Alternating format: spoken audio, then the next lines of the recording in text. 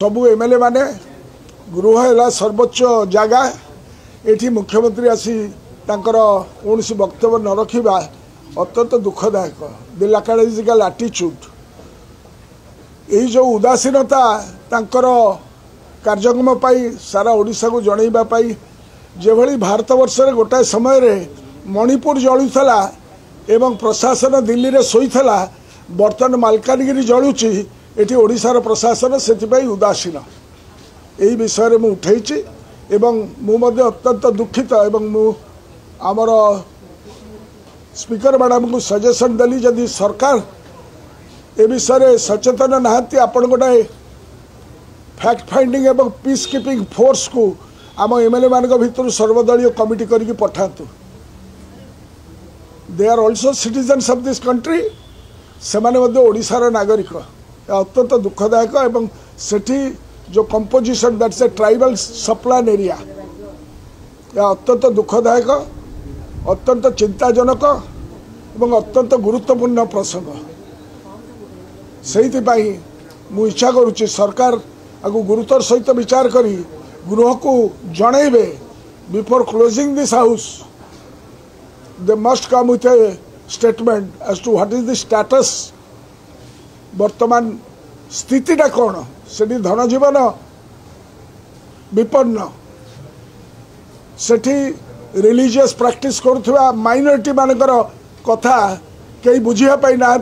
जदिओ से एफआईआर नहीं देती 16 तारीख रातिर घटना पर लगातार भाव में चली हत्या होती गृहदाह होती ये सब जिनस हम एवं आम ये बसी ए विषय आलोचना हम ना सरकार कौन स्टेटस जनइबे यह एक अत्यंत दुखदायक घटना ओडिशा पाई एवं से कथा आम विरोधी दल तरफ नजर को आनीचु आमर स्पीकर या आलोचना करा जाऊ तुरंत आलोचना करा जाऊ डायरेक्शन दिया जाऊ मुख्यमंत्री आसी ए स्टेटस पेपर दियंतु on the position of Malkangiri. House committee नहीं स्पीकर निजे इंटरव्यून करतु से निजे गोटे चूज करके ऑल पार्टी कमिटी नहीं कि जातु पीस कीपिंग फोर्स करतु सेठी